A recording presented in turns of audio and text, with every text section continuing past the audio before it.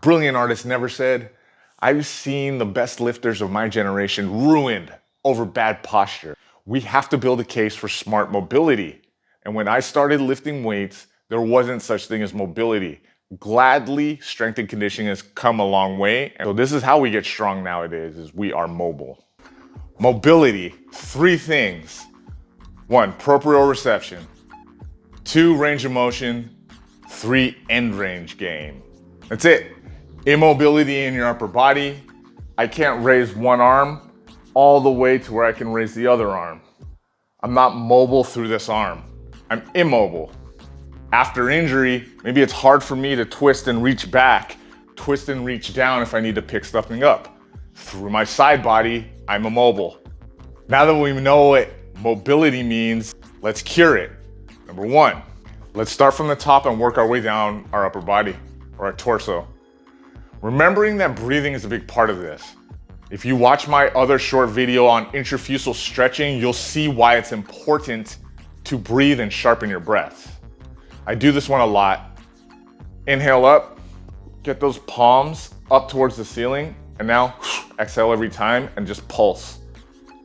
Can you guess what part of my body I'm stretching mostly? It's my chest, and I'm squeezing my back to stretch my chest. Your traps, your chest are super tight. This is a great one. After about anywhere from 10 to 20 reps, I inhale back to regular and I can go again. Let's start to build a case for contra-contraction to build proprioceptive response. So the next one, it's the traps, it's the chest, and sometimes it's the rotators that are damaged on you guys. Too much lifting, too heavy, too early. Everybody I know that's lifted most of their life, they got these injuries, but it's really not that serious. It's just tightness. So how do we add range of motion to the chest? Well, think about what your chest does. It loves to do this. So much so that a lot of you guys are out here walking around like this all the time. So tough, but we got to restore range of motion there. This is a simple one. Hard contraction, use that proprioception and open up. Palms are now open, in and out. A lot of our shoulders don't rotate anymore. Like when we were young kids, carefree, running around, rotating all willy. I want to reaffirm, this chin has to be neutral. In and out.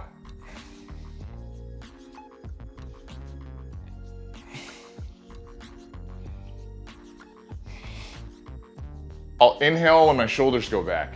Chin neutral, spine straight. So I mentioned it before, the traps, they're these giant muscles. They go all the way up, basically to the C1, C2 area, and way down to your thoracic.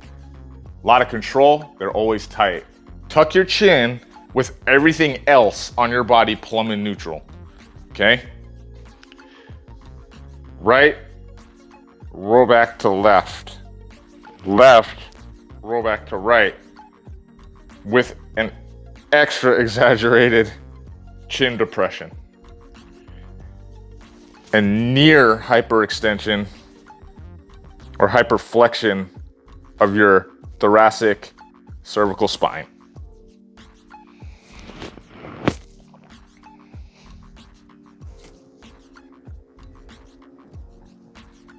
This is the last stop in our upper body. Of course, there's a ton more muscles we could cover. We could cover the biceps and the triceps, but that takes less coordination than all the rest of this does.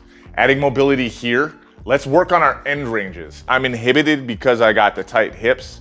I'm inhibited because I have the tight chest. This chest is pulling back. My obliques wanna do this. My quadratus lumborum, the muscles down there, they wanna do that. So I'm going to give it the opportunity. I'm gonna pre-stretch my hips in this space right here. I'm gonna pre-stretch my hips, and now I'm gonna open that torso. I'm gonna use all the stuff I learned, proprioception and range of motion. So I want a big range of motion, proprioception, and I'm gonna attack this end range, which I know is all the way over here. Because what is our QL and what do our obliques want us to do? Rotate the spine about this axis right here. If I'm inhibited, I can't. adding mobility, you guys. It's not, you know, rocket science. It's just science. So by working these two end ranges or extending them, I add mobility.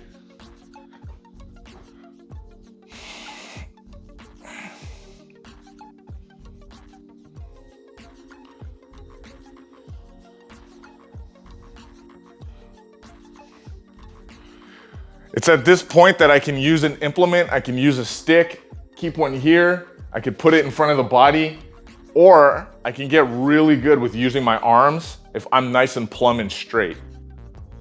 And again, I'm just working that huge end range right there and teaching my body what that feels like in this mobile position. So the blood's flowing, literally carrying oxygen to those freaking occluded areas. I'm feeling like $1,000,000.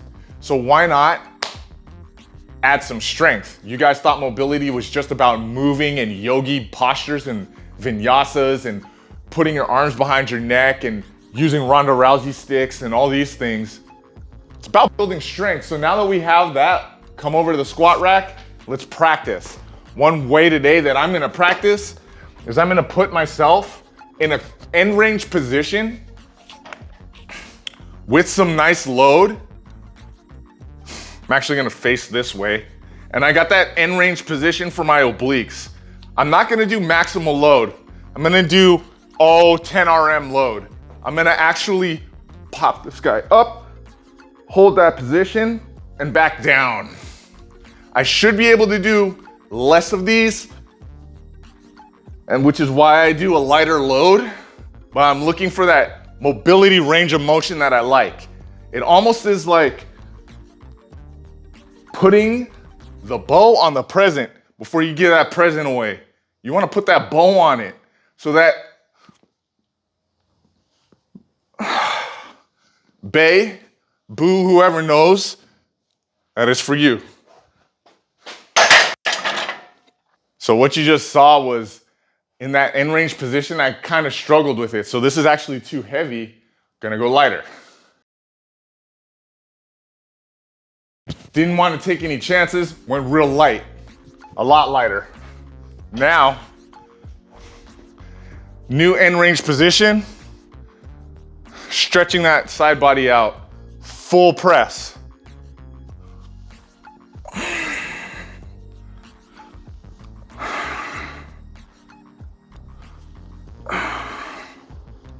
And what I'm noticing there is that's a little bit harder with this side back, which tells me I need to add more mobility on this side.